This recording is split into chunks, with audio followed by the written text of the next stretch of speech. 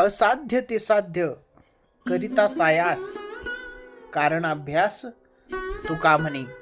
या तुकारामांच्या अभंगाचा अर्थ आता आपण थोडक्यामध्ये समजावून घेऊयात.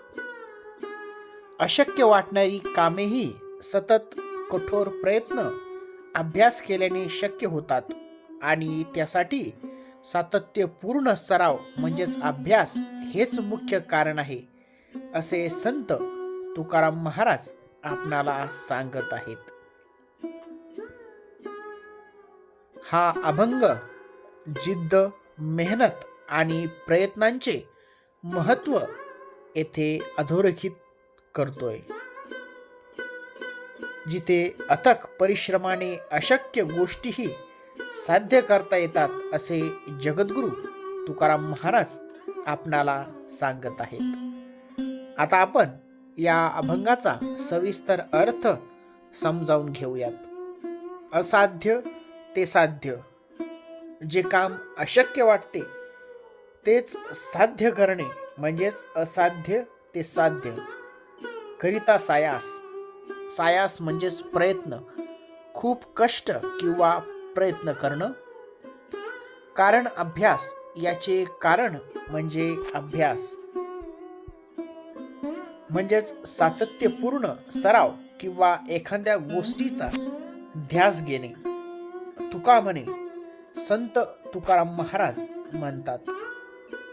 या अभंगातून तुकाराम महाराज सांगतात की कोणतीही गोष्ट कितीही कठीण असली तरी जर आपण त्यावर पूर्ण लक्ष केंद्रित केले, जिद्द ठेवली आणि अथक प्रयत्न करत राहिलो तर ती नक्कीच साध्य होते. इथे अभ्यास म्हणजे केवळ पुस्तकी अभ्यास नसून कोणतेही ध्येय गाठण्यासाठी आवश्यक असलेला कठोर परिश्रम, सराव आणि चिकाटी आहे, असे जगद्गुरु तुकाराम महाराज आपणाला सांगताहेत. उदाहरणार्थ, वत्सनाप एक विषारी वनस्पती खाणं. अभंगाच्या आधीच्या ओळीमध्ये वत्सनाप, वचनाक सारखे अत्यंत विषारी औषधही साधू लोक, जाणकार लोक तोळे तोळे खातात, कारण त्यांना त्याचा अभ्यास, ज्ञान आणि सराव असतो, असे सांगितलं आहे. इतरांना ते पाहून भीती वाटते, पण साधकाला त्यात यश मिळते. थोडक्यात हा अभंग माणसाच्या प्रयत्नांची ताकद आणि चिकाटीचे महत्त्व पटवून देत आहे. असाध्य ते साध्य करिता सायास कारण अभ्यास तुका म्हणे.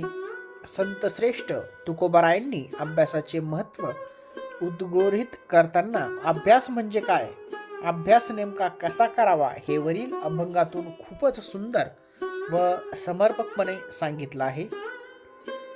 अभ्यास म्हणजे सायास, सायास म्हणजे प्रयत्न, सराव, प्रयास होत. जेव्हा एखादी बाब किंवा गोष्ट साध्य करण्यासाठी, त्यावर प्रभुत्व मिळवण्यासाठी पुन्हा पुन्हा प्रयत्न करणं